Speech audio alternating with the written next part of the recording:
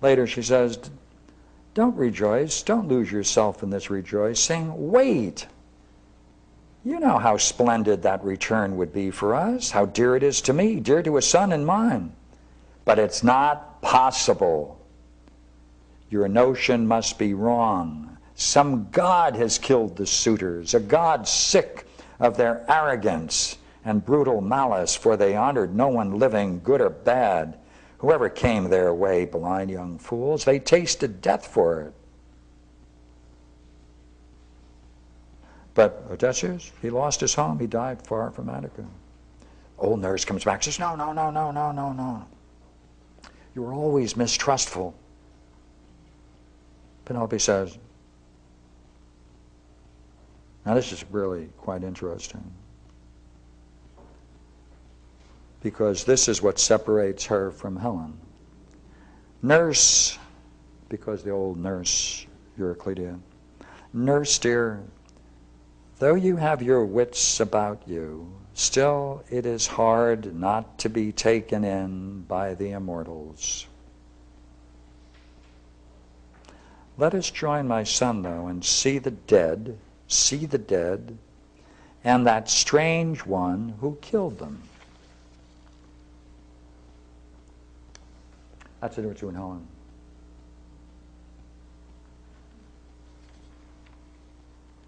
It's hard not to be taken in by the immortals. Not for Helen, she was taken in by immortals. So what does she demand?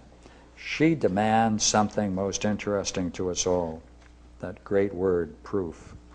Let's take a look. Book 19.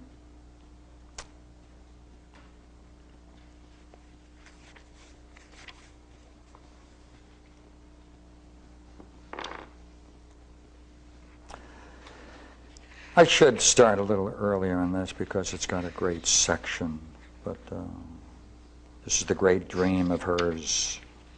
But perhaps we'll get time to go back into the dream later.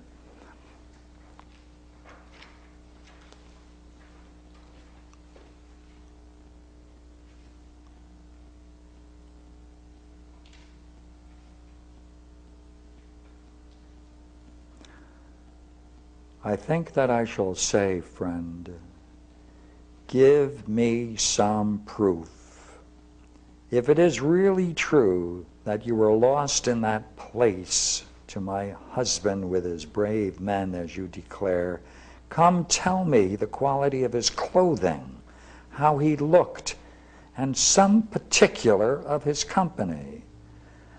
I want proof.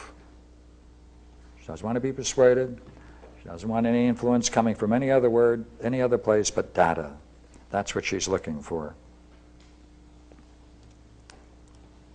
Of course, Odysseus mentions the clothing that he wore that she knew and she made for him.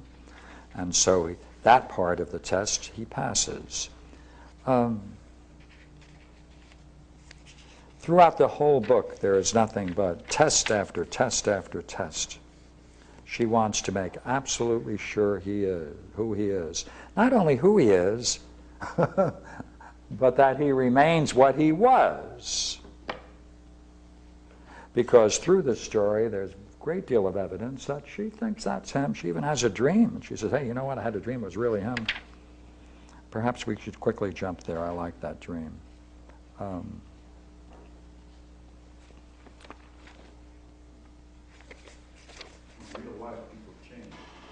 Yeah, but she didn't want to relate to him if he had changed in a way that she couldn't accept.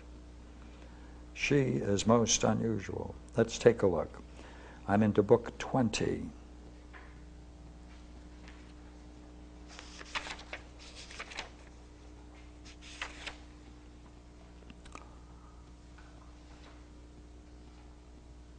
It's right after the great prayer that is offered to Artemis.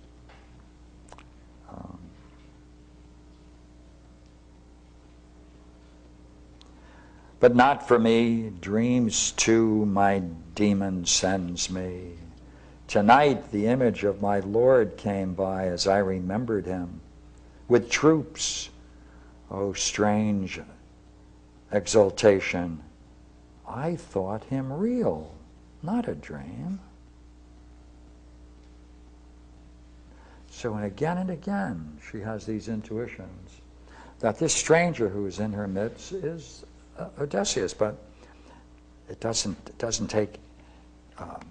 pass the test. Look at 23. Now we're into 23. It's really a fine one in 23.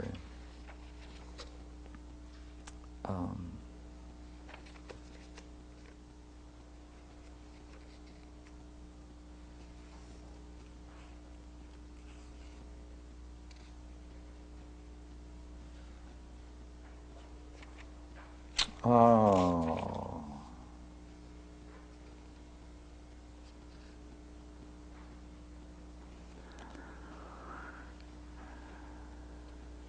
After the battle, and Telemachus, her son, insists that the stranger is Odysseus, he says, your heart is hard as flint, never changes.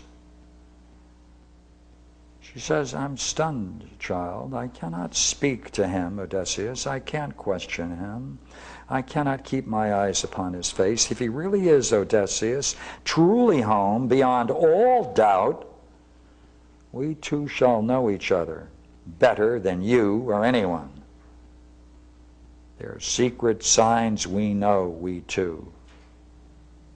Until she gets affirmation and proof from him, she's not going to let him into her life.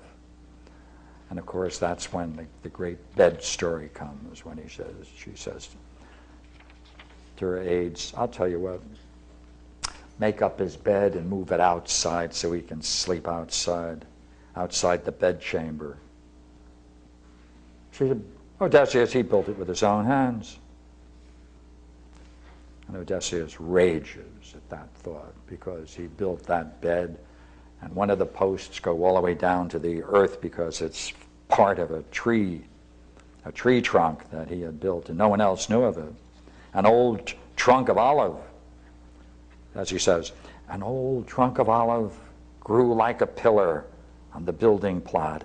And I laid out our bedroom around that tree and lined up the stone walls, built the walls, the roof, gave it a doorway, smooth fitted the doors. Then I lopped off the silvery leaves and branches and shaped the stump from the roots up into a bedpost. I drilled it, let it serve as a model for the rest. I planned them all. I inlaid it with silver, gold, ivory, stretched a bed between it. That's our sign. I know no more. I know no more. Could someone else's hand have sawed that trunk and dragged the frame away? Their secret, as she heard it told. Her knees grew tremulous and weak. Her heart failed her. And, of course, she throws her arm around his neck and kisses him. He passed the test. That's what passed the test. She didn't care that he took on all the suitors, won them all. She wasn't after a hero. Now, look here.